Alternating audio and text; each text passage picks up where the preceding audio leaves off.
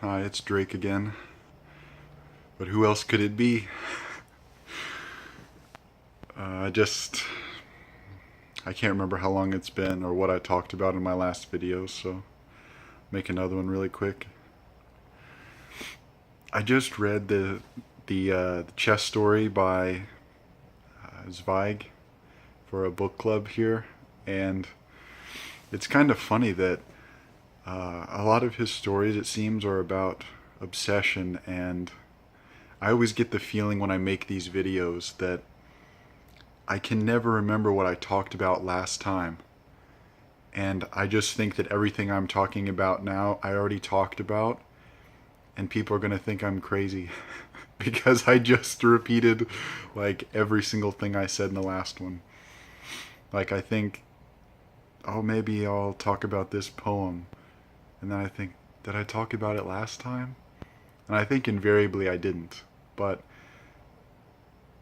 in that story, one of the main scenes is he's playing chess against this chess master, and he gets so caught up in his head during a game that he makes the wrong move because he has planned out a set of moves in a game that doesn't exist. And I feel exactly like that now. But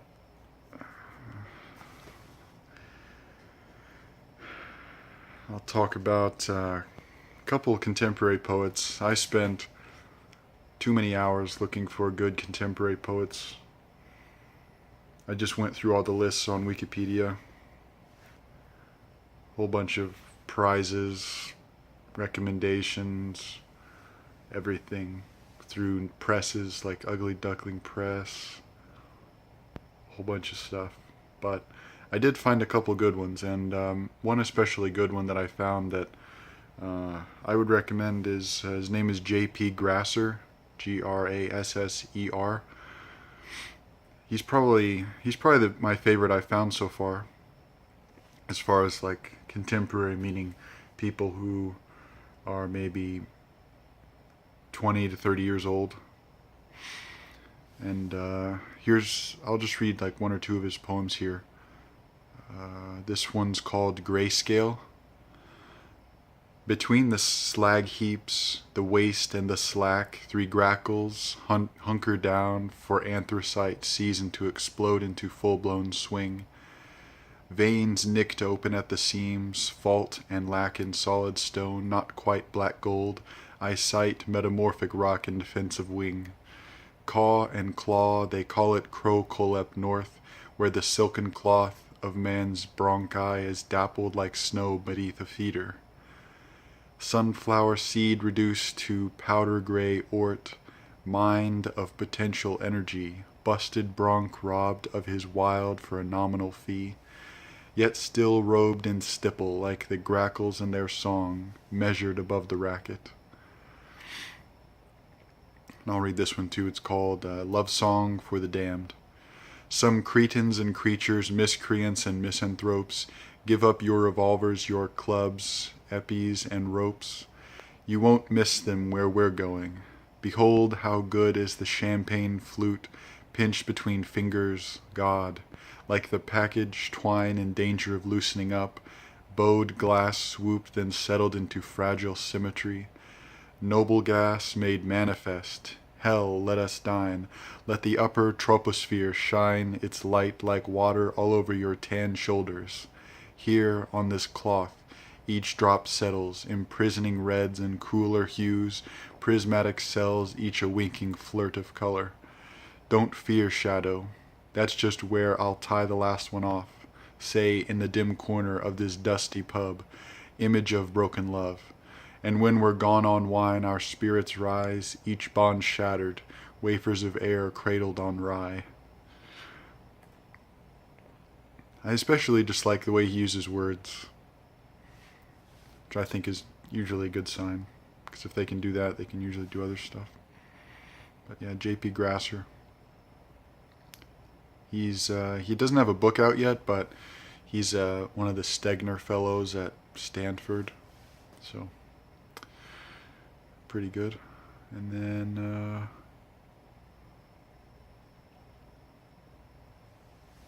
Next, I'll read, let's see, a poem by Gottfried Benn. It's called Think of the Unsatisfied Ones. And Gottfried Benn is a German poet. His first book of poems was published in 1912. He was trained as a physician, and I think after World War II or World War I, he specialized in sexual diseases like venereal diseases. And one thing I thought was crazy was, I can't remember, this must have been World War I, but I can't remember exactly. It was some English nurse who was in the Netherlands, and she was helping both sides. She said that she couldn't turn away a hurt person no matter which country they were born in. But she was helping people escape from Belgium to France. And the Germans found out, and they found her guilty and killed her in a firing squad. A nurse who had not hurt anyone in her whole life, that sort of person. She was saving people, and Gottfried Benn was present at that execution, and I just can't imagine it. But this poem of his is called Think of the Unsatisfied Ones. When despair, you who enjoyed great triumphs and walked with confidence and the memory of many gifts of delirium and dawns and unexpected turns, when despair wants you in its grip and threatens you from some unfathomable depth with destruction and the guttering out of your flame, then think of the unsatisfied ones with their migraine-prone temples and introverted dispositions, loyal to a few memories that held out little hope, who still bought flowers, and with a smile of not much candle power confided secret desires to their small-scale heavens, soon extinguished.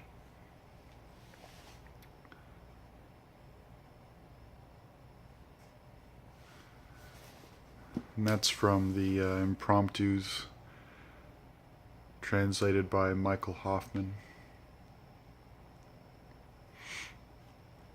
It's very good. And then the bookstore near me had I guess they called it a back-to-school sale, but I don't think that's necessarily what it was. But anyway, they had a lot of books on half price or on clearance for $4, and I got a few interesting ones. This Verba Mundi International Literature Series, published by the David R. Godine publisher, is an extremely good series. It's the same one that has the Tartar Steppe by Dino Buzzati that Paperbird recently reviewed, but the one that was interesting is this Fortuny by Per Gimferer. And I'll just read the back here. I think it'll be obvious why I think it's interesting. Scion of an artistic dynasty, inventor, photographer, and costumier of genius, Mariano Fortuny was a touchstone of the Belle Epoque. He built stages for Wagner, designed dresses for Sarah Bernhardt, and was a crucial inspiration for Proust's philosophy of memory. The list of his illustrious acquaintances ranges from D'Annunzio to Chaplin, from Caruso to Isadora Duncan, and in this, the first novel by Spain's Per Gimferrer, to be translated into English, they gather like actors on a stage, in Venetian palaces, in Parisian apartments, and in the village squares of the small towns of Catalonia, forming an historical tableau of the vigor and dissipation of Europe's artistic demi-monde from the end of the Third Republic to the outbreak of the Second World War. And it's told in an interesting style, because he's mostly known as a poet, and so it's not a typical novel. Another interesting one I got is it's called Dreamweed or Traumkraut, and it's poems by Ivan Goll, who was a German poet. His lifetime as far as I can tell, pretty much overlapped with Paul Celan. And actually, after Ivan Gold died, his widow accused Paul Celan of like plagiarizing his poetry. And I think Paul Celan is accused quite often of plagiarizing with his Todesfuge, because he had two friends who wrote similar poems. And I recently read something where W.H. Auden would write gets near like good passages in books, GETS, and that stood for good enough to steal. So I don't necessarily think that it's a bad morals to steal from other people's books, steal ideas or whatever. Although I did read in the André Gide, however you say his last name, in his journals, the 1929 to 1949 one, he said that he's always felt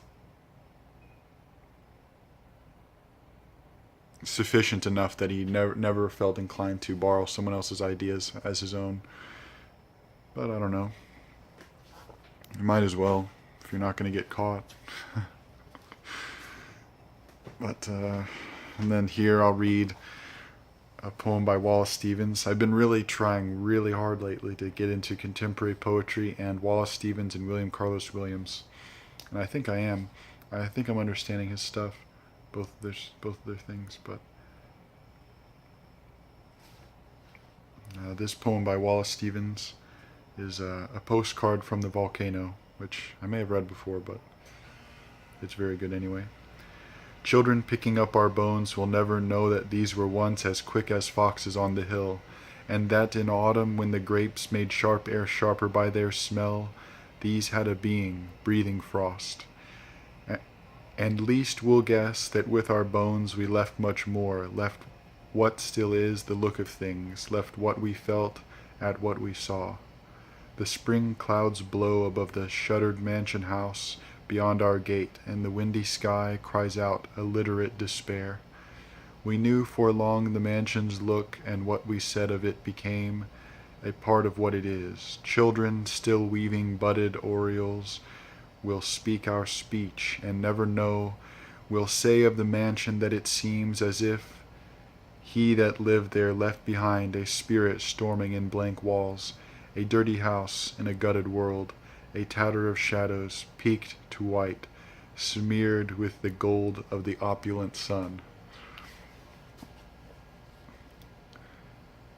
And that last line always reminds me of that title of that book of Georg Trakl, the last gold of expiring stars.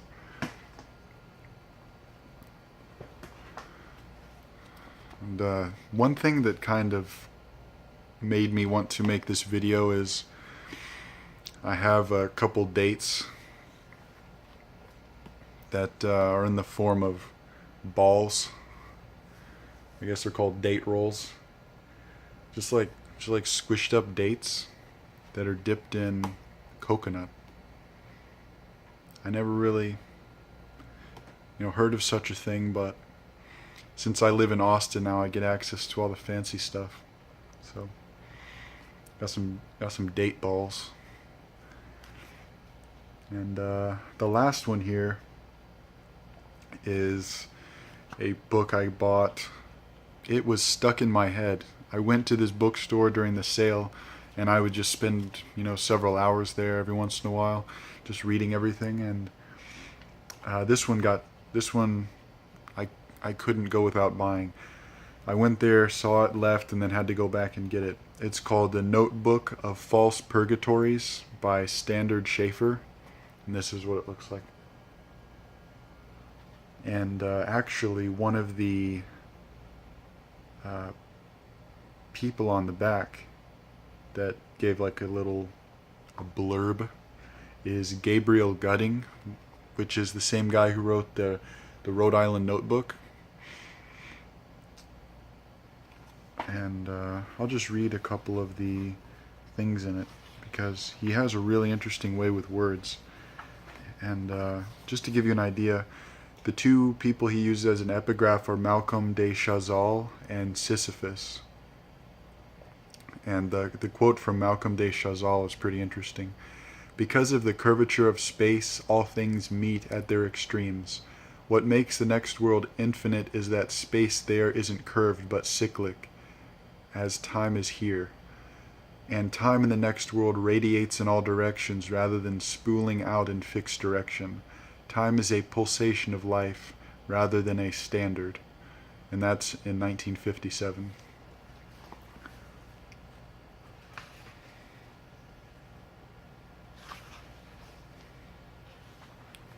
And then he also has another one here by Fu Fu in 1762.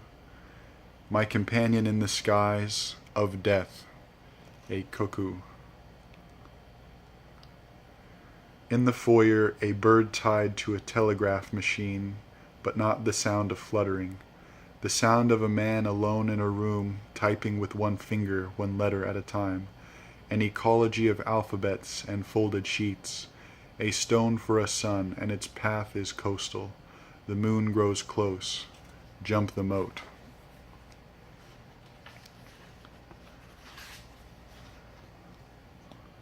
Round even to a faultiness in the round room, the walls are sore, little rips in the flesh of them as they are flesh walls, and beneath them real and steadfast matters. Your trance or mine the only scene, tragedy then refrain, repetition as structure verges on suppression, even dilution. And since I roam the arcades and barricades of a tonal intimacy, a tangible itinerary I cannot provide, only these lyrical regressions and micro-intuitions on how it is the rock won't roll and the stormer of peaks is still upright, even as we oppose them through confusion, 2 or 3 degrees removed and stranded in the interruption, a florid athleticism for futile labor, another hole in the chain link. I'll just read one more. It was an age of transitive placelessness and extreme tides, a language received but denatured, then an era of earaches and with a compulsion to black out. The big moment had entered the room, a massive footprint full of cabbage stumps and cod broth. What was hard was taken as rigorous, even indispensable to something soon.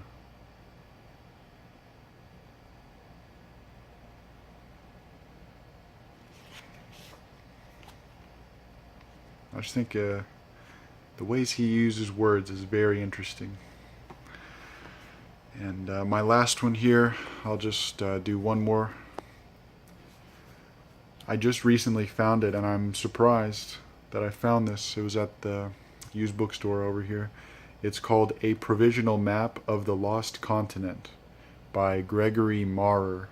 And I think if you search him on Google, it's just Greg Maurer, Mahrer. But the foreword and a quote on the back is by John Yao, you know, who is the guy that Paperbird recently talked about. And I guess I'll read his quote. Gregory Maurer, who listens carefully to the voices inside him and does not reject the reports they bring him, full of terrifying and beautiful music, wrote this wise and beautiful book.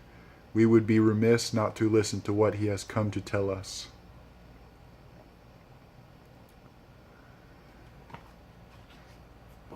First of all, I thought the title was very interesting. And then when I started reading them, which I'll just read a couple, I think you'll see why I liked it, because they have an apocalyptic feel to them.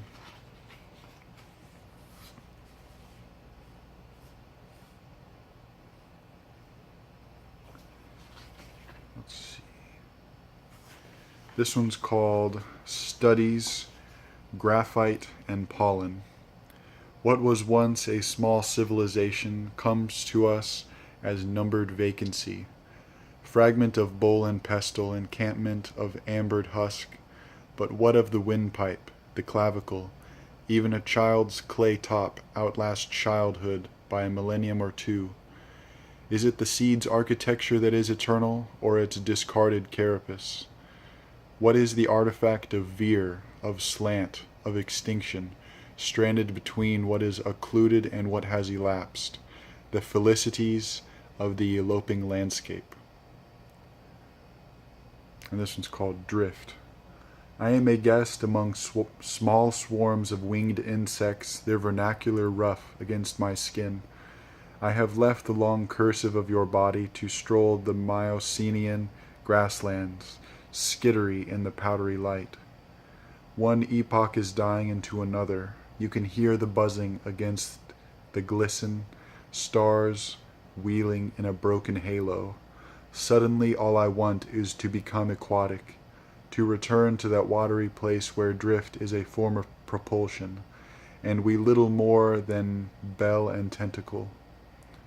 Votive shudders gathering in the outer precincts, our future tiny and invertebrate. And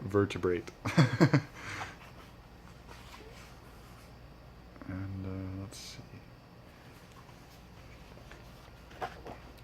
And then I guess the last one I'll read is Ciudad de Oro. Washed against other alluvial bodies, we waited centuries for the rains to end. North was still beyond our reach. South had not yet been assigned a star. Our muskets remained as invisible as hooves buried deep in the bodies of whales. We crossed a series of valleys still short of the interior. We were left to wander. What, if anything, could be built of sturdier air? Navigation requires a backward glance, but our helmets were heavy as we approached the capital. No matter the vector, we remained at the outskirts. Much of the city was underwater, a gush of pale letters and torn urns. To a man we felt the bruise of place, missing its address. The far district strung together by imagined filaments, broken and hungry horses sinking beneath a column of air. What voices remained read as an iambic shout.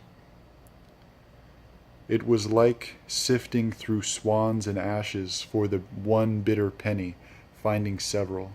The spill of moonlight was that close upon us. We could still feel the places in our bodies where the Pleistocene had laid down its long ribbons of mud. In the unsettled light, we made camp and set about perfecting the maps. Within their gilded borders, the world we had left behind, only wider as the isthmuses and subject to revision. It's just so good. Shit. So good. And one quote on the back here is very interesting too. It's by Brian Tier. I'm not sure exactly how Greg Maurer catches the weak sunlight of old empires in the prism of this book. That weak sunlight of old empires. That's such a good line.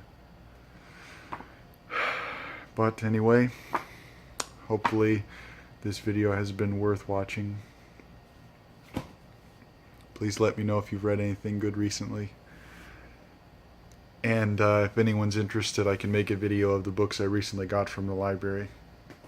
I've just been walking around and finding a lot of random stuff, so if anyone is actually interested, I may be able to show you a couple interesting books.